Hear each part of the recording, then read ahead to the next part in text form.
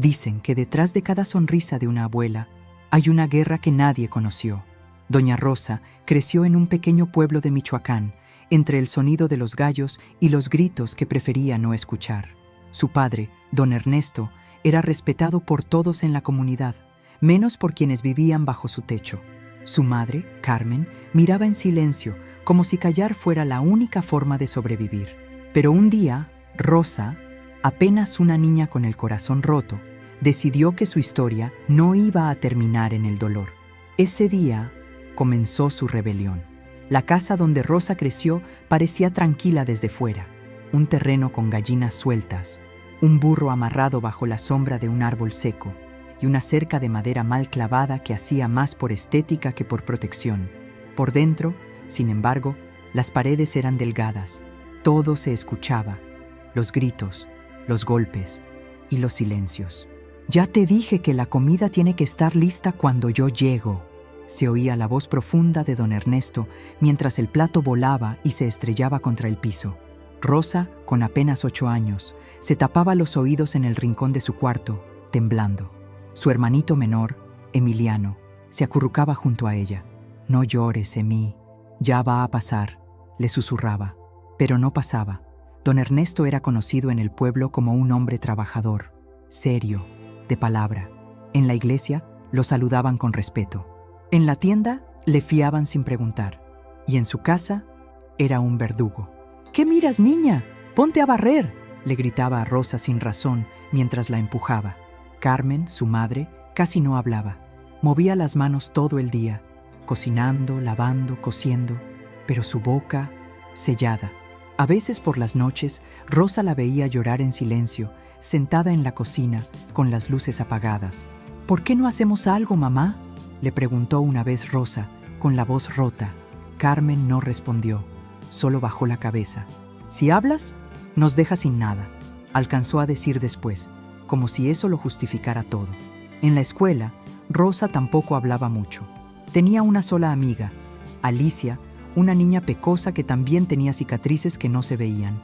A veces jugaban con piedras o inventaban historias con muñecas hechas de trapo, pero los días buenos eran pocos.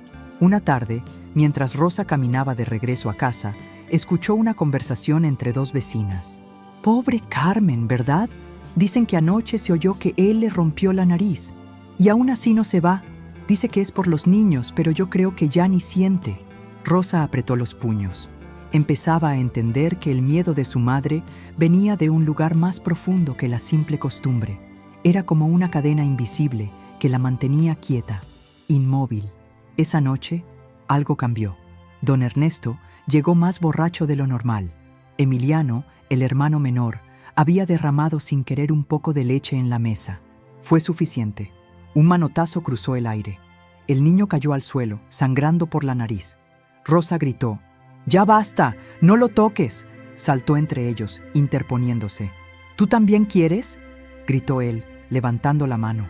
Pero esta vez, Carmen se paró. Por un segundo, por un solo segundo, pareció que iba a hacer algo. «Ernesto, por favor», dijo ella, casi en susurro. Él la miró con desprecio, pero no la golpeó. Miró a Rosa con los ojos llenos de furia y salió al patio, tambaleando. Rosa temblaba. Sentía el corazón queriendo salirse del pecho.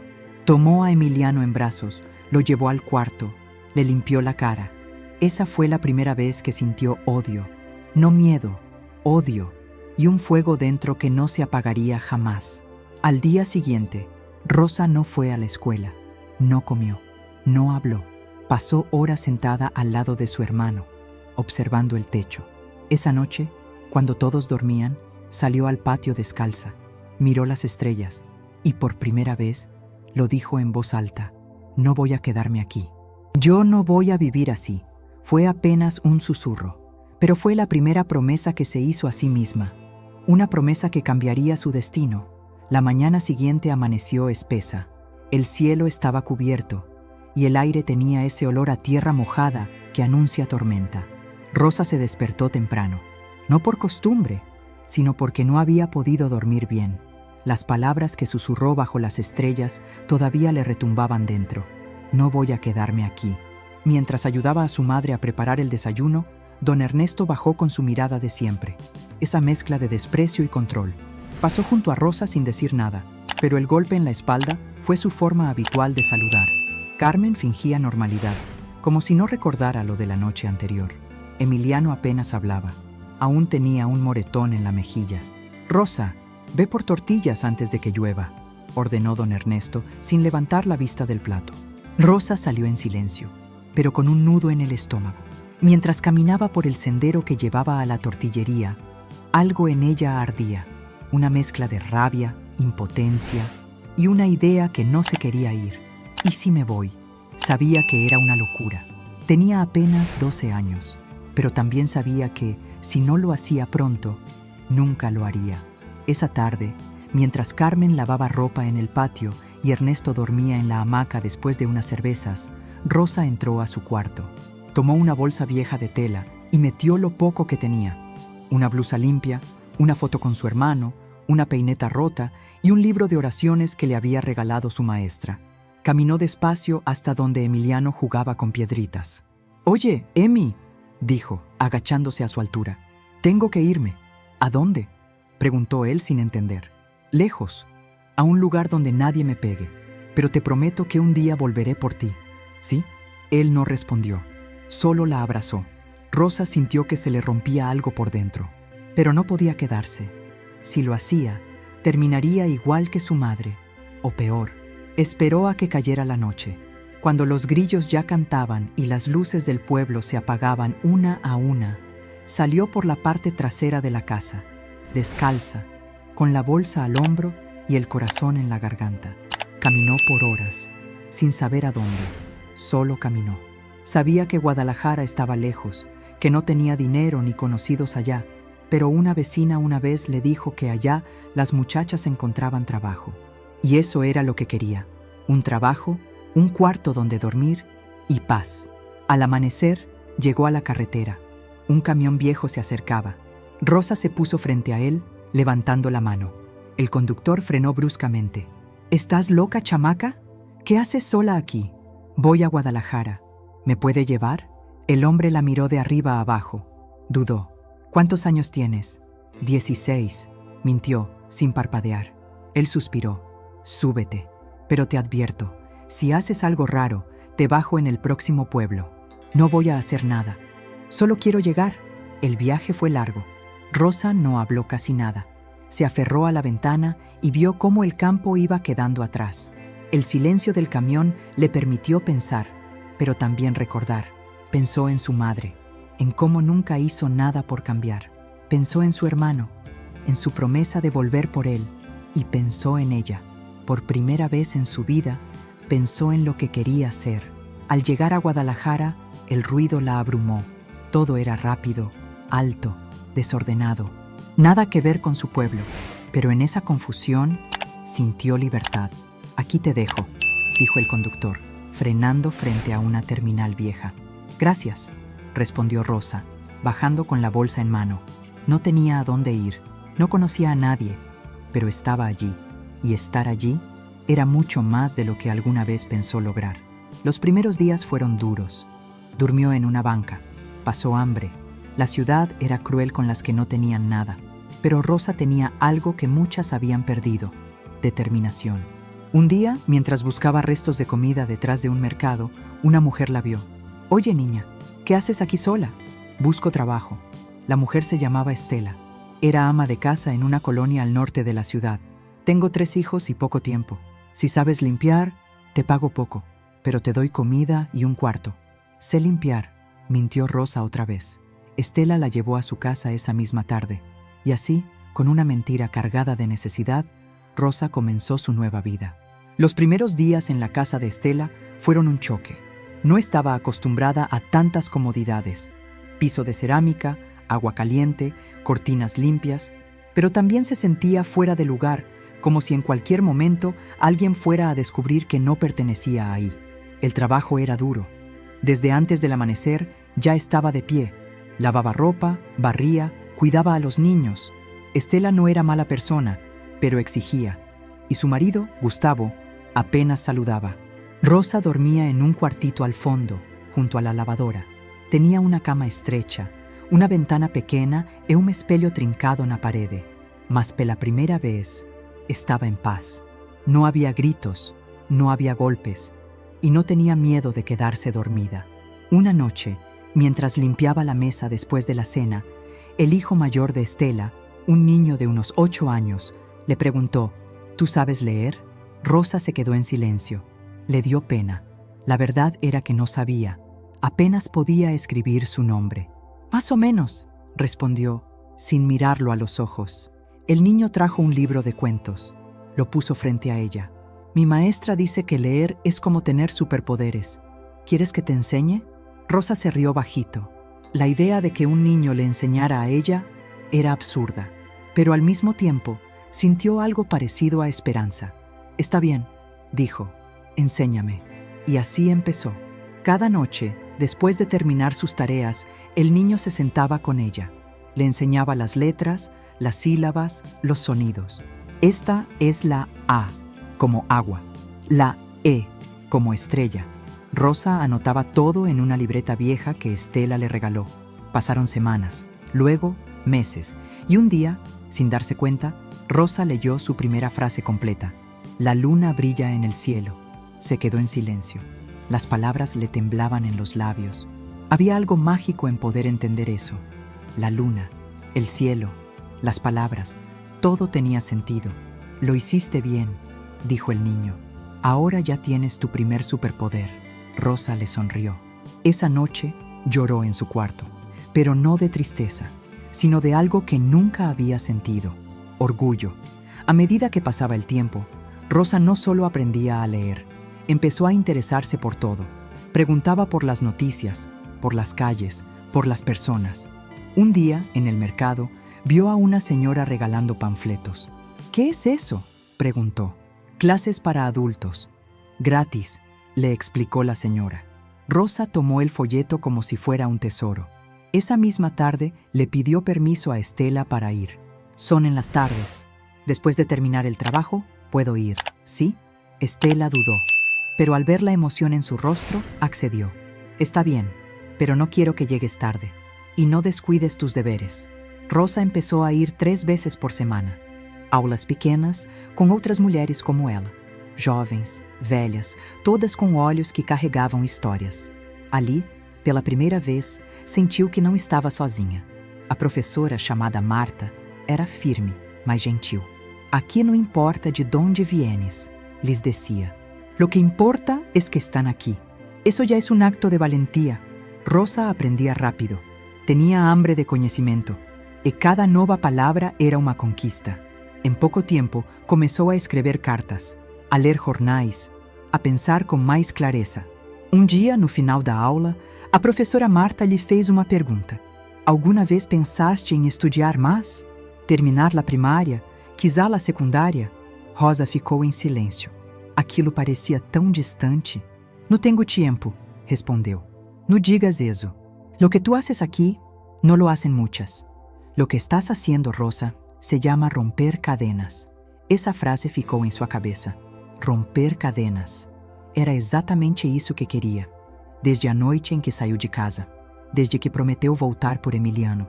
Cada passo, cada aula, cada folha escrita era uma chave abrindo portas. 1 ano depois, Rosa já falava com segurança. Escrevia, lia, até ajudava outras mulheres nas aulas. Ganhou confiança. E um dia, enquanto voltava da aula noturna, viu algo que mudaria tudo. Em uma esquina próxima ao centro, um grupo de mulheres estava reunido com cartazes. Gritavam palavras de ordem, falavam de direitos, de abusos, de justiça. Rosa ficou parada, observando. Nunca tinha visto aquilo. Uma mulher, de cabelo curto e voz forte, se aproximou. ¿Queres saber de que se trata? Rosa assentiu. Es una organización que apoya a mujeres que han vivido violencia. Damos asesoría, talleres, acompañamiento. ¿Te interesa? Rosa hesitou. No sabía si debía, pero sentía que sí quería. Sí, me interesa. Entonces ven mañana, a esta misma hora. Te esperamos. E foi assim, sem planejar, que Rosa deu o primeiro passo para algo muito maior que ela. Ela ainda não sabia, mas aquela esquina, aquele panfleto, aquela aula, eram parte de algo que estava prestes a explodir dentro dela. Rosa voltou para casa com a cabeça a mil. A imagem daquelas mulheres na rua, gritando, chorando, lutando, não saía da sua mente. Sentia algo dentro de si que não sabia nomear. Era como um nó no peito, mas um nó que empurrava, que queria sair. No dia seguinte, terminou seus afazeres mais rápido do que nunca. Tomou banho, trocou de roupa e saiu para o encontro marcado na esquina. O lugar era uma pequena sala dentro de uma casa simples, com cadeiras de plástico e cartazes nas paredes. Enormes letras coloridas diziam: "Romper o silêncio também é um acto de amor." "Bem-vinda", disse a mulher de cabelo curto, a mesma da noite anterior. "Me chamo Júlia. Tu eres Rosa?" "Sim, passa. Siéntate donde quieras." Havia ali cerca de 12 mulheres, de todas as idades, algumas com marcas visíveis, outras com o olhar perdido. Todas carregavam a mesma coisa, histórias que ninguém quis escutar. "Aqui não se obriga a nadie a hablar", explicou Júlia. "Pero se um dia queres contar tua história, este é um lugar seguro." Rosa não disse nada. Sentou-se em silêncio. Observou. Ouviu. Naquela primeira reunião, uma senhora chamada Lupita contou sobre seu marido, que a trancava no banheiro por horas. Outra, de nome Carla, falou sobre o pai de seus filhos, que a ameaçava cada vez que ela pensava em sair de casa. Cada relato era uma faca girando devagar dentro do peito de Rosa. E no fim, todas se abraçaram. Era um tipo de força que ela nunca tinha visto.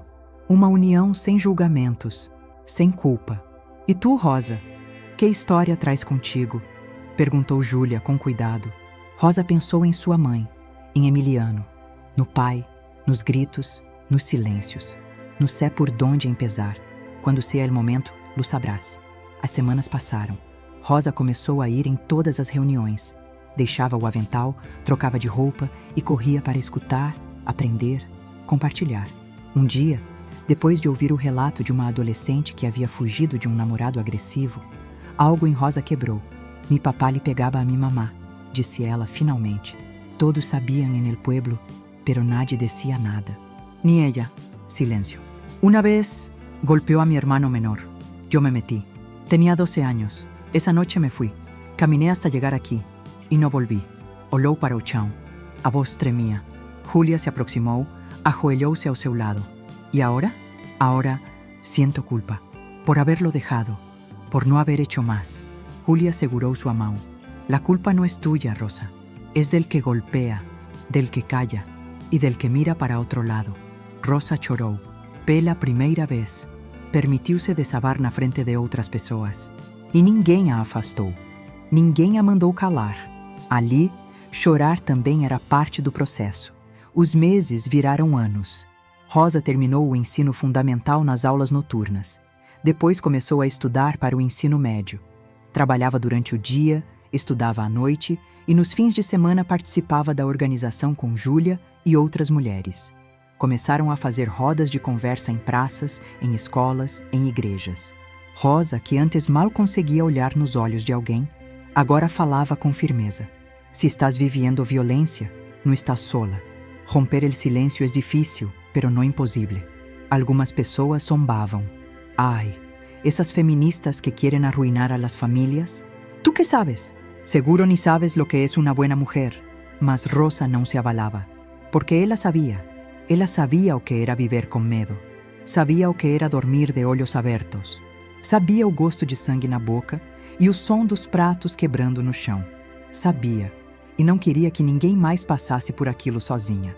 Uma tarde, ao sair de uma oficina que ministrava em uma escola pública, Rosa viu uma jovem parada na porta. "¿Tú eres la señora Rosa?" "Sí. ¿Por?" "Mi mamá me habló de usted. Dice que ayuda a las mujeres." Rosa se aproximó. "¿Estás bien?" "No. Mi papá me grita, me encierra y a veces me pega. A mi mamá también. Ella tiene miedo. Pero yo já não quero viver assim." Rosa olhou nos olhos da menina. Eram olhos familiares, olhos como os dela, anos atrás. "Vem", disse ela, estendendo a mão. "Vamos a hablar. Não estás sola." Naquela noite, ao chegar em casa, Rosa sentou-se na cama e abriu a caixinha de madeira onde guardava poucas coisas do passado. Lá estava a foto antiga dela com Emiliano. Ambos crianças, ambos em silêncio. Mas agora, ela já não era aquela menina.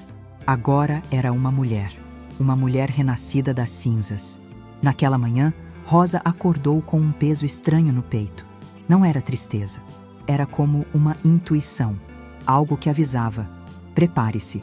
Ela fez o café, arrumou a pequena cozinha do seu apartamento simples em Guadalajara e se sentou para revisar os panfletos da próxima oficina que daria no bairro de Oblatos. Mas antes mesmo de pegar o celular, o telefone fixo tocou. Bueno? Do outro lado, uma voz trêmula. Rosa? Silêncio. Era uma voz que ela não ouvia há anos. Quem habla? Sou eu, mamá.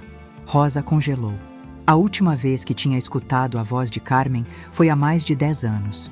Desde que fugira de casa, não houve cartas, nem ligações, nada. Como conseguiste este número? Una vecina. Dijo que te viu em um vídeo, em internet, contando tua história. Rosa ficou em silêncio. O coração batia forte. Emiliano perguntou por ti. Disse que já és grande e quer ver-te. Ela fechou os olhos. Imagens do irmão correram em sua mente como um filme. O sangue no rosto, o abraço de despedida, a promessa. «Eu está bem? Está, pero quiere hablar contigo. Quiere que vengas». E papá? Do outro lado, Carmen hesitou. Ele está enfermo, muy enfermo. No habla, apenas respira. No sé cuánto le queda. Rosa segurou a respiração. Era como se a infância inteira tivesse voltado para dentro do quarto. Piensa en tu hermano, no en nosotros. Por favor. Naquela noite, Rosa não dormiu. O rosto de Emiliano a perseguia. A voz da mãe ecoava. E a imagem do pai, morrendo em silêncio, lhe causava um nó impossível de desatar. No dia seguinte, pegou um ônibus com destino a Michoacán. Voltar ao vilarejo foi como mergulhar num pesadelo antigo. As ruas estavam iguais.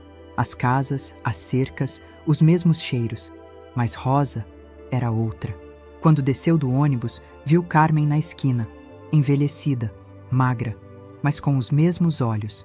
Hola, disse Rosa, seca. Graças por venir. Não se abraçaram. Caminharam em silêncio até a casa onde tudo havia começado.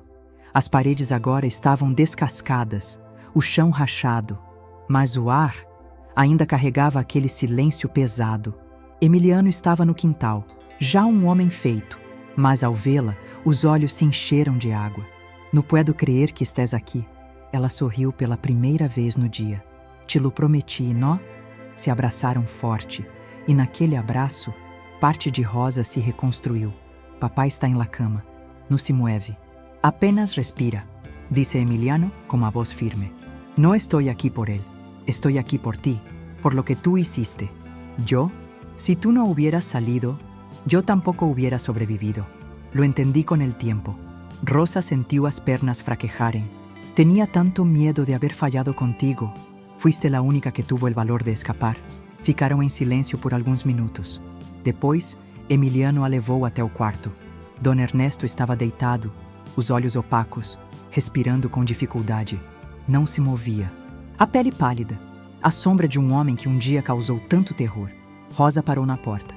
Odiava aquele rosto, mas também sentia pena. «Queres entrar?»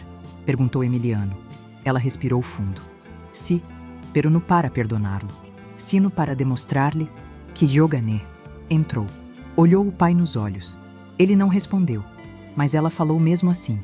«Te falou a vida, pero yo no voy a fallar-me a mim». Se virou e saiu.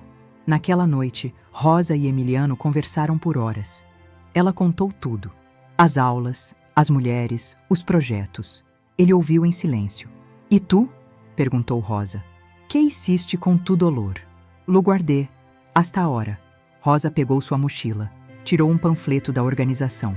«Vem comigo, hay mucho por hacer. E tu? Puedes ayudar». 2 meses depois, Emiliano já vivia em Guadalajara. Ajudava nos eventos, levava materiais, montava banquinhas. E um dia, falou pela primeira vez numa roda de homens. «Cresci com miedo. Mi papá me pegaba, pero mi hermana me salvou. Hoy estou aqui para romper el ciclo». Enquanto isso, Rosa continuava sendo procurada por escolas, rádios locais, igrejas. Queriam ouvir sua história.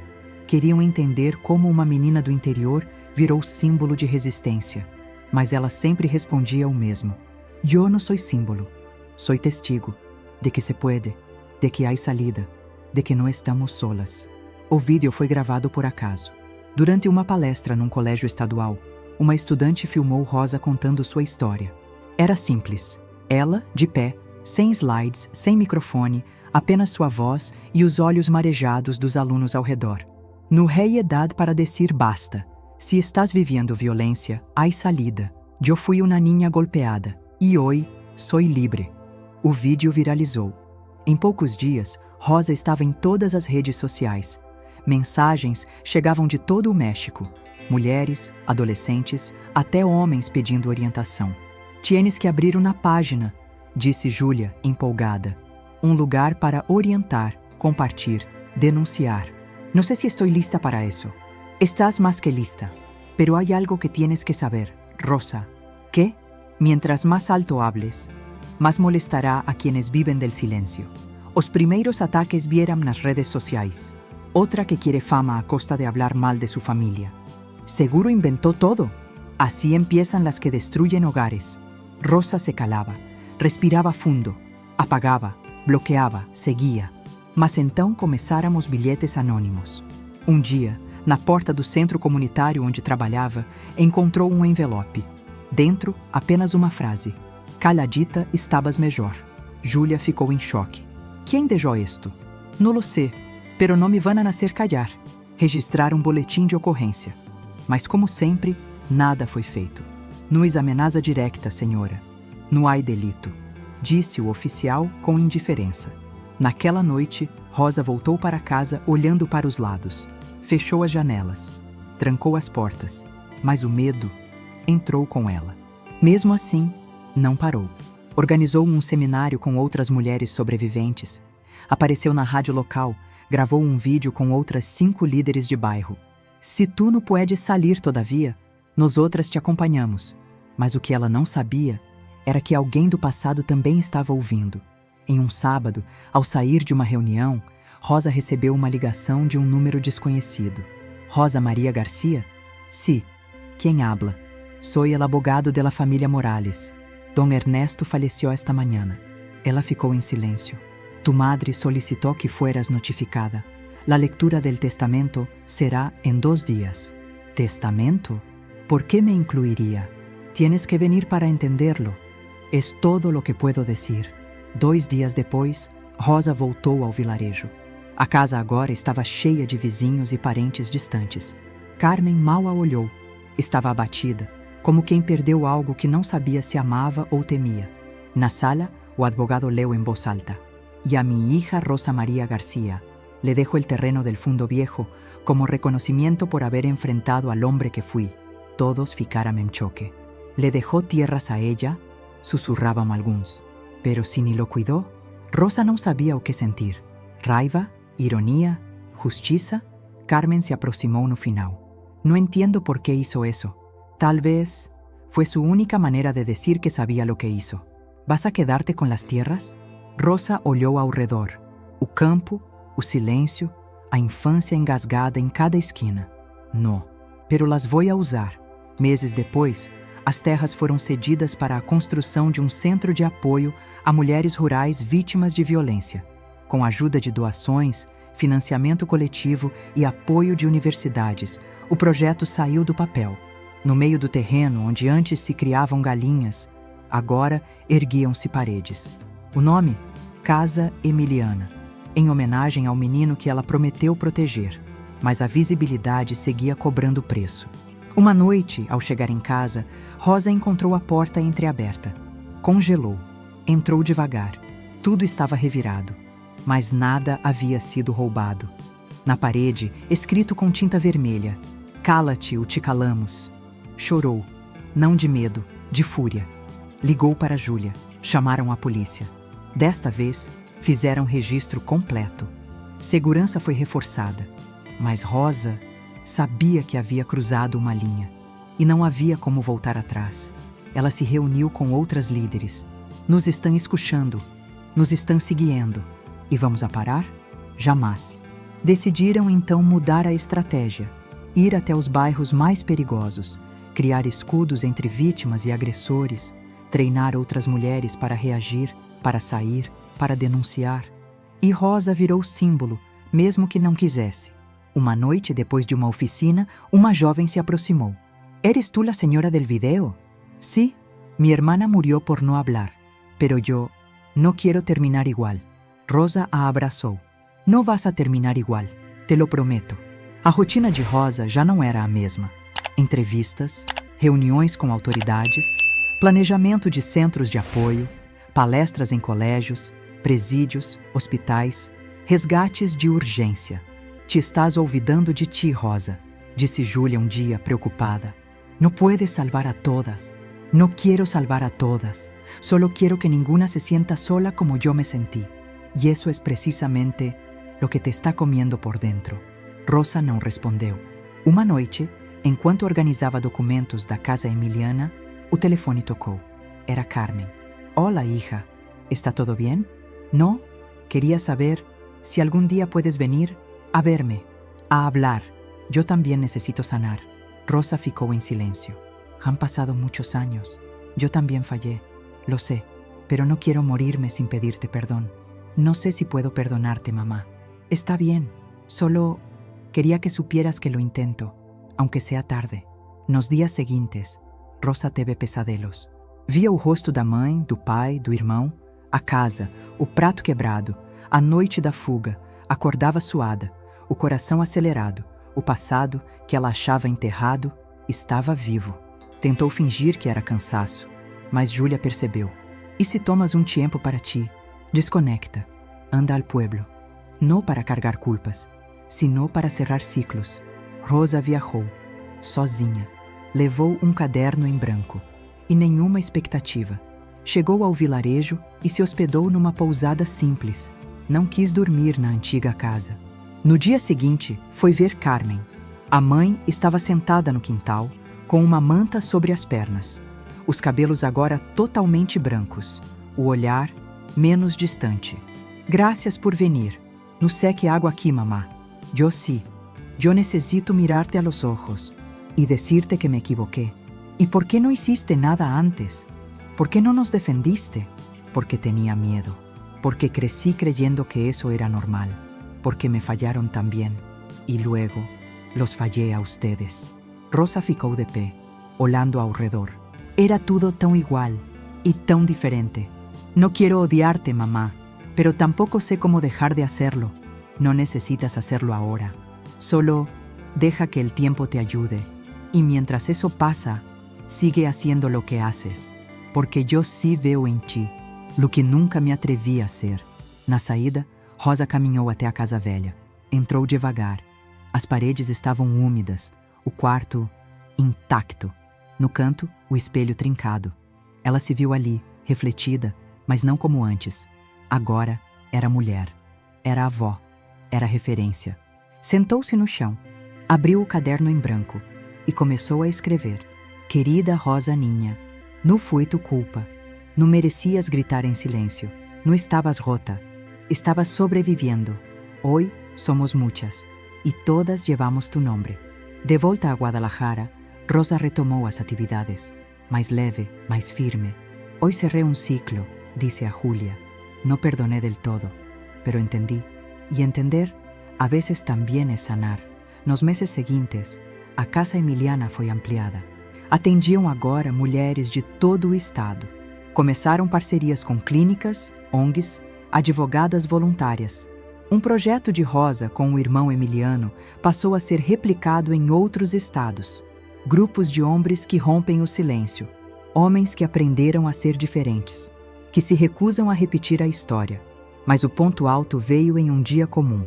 Rosa dava uma palestra em uma escola secundária, quando uma aluna, tímida, levantou a mão. Senhora Rosa, ¿usted cree que una como yo puede cambiar su vida también? Rosa parou.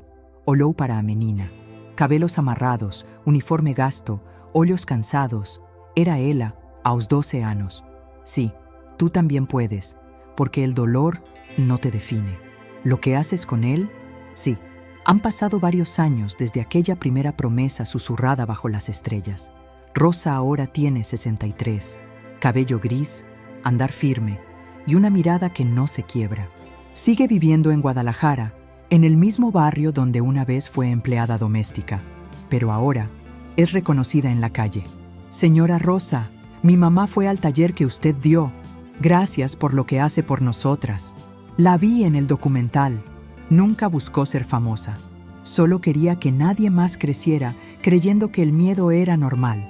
Casa Emiliana ya cuenta con 3 unidades: Michoacán, Guadalajara e uma recém-inaugurada em Aguascalientes.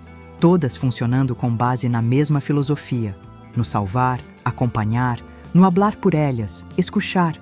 Rosa agora coordena, orienta e inspira. Já não está sozinha.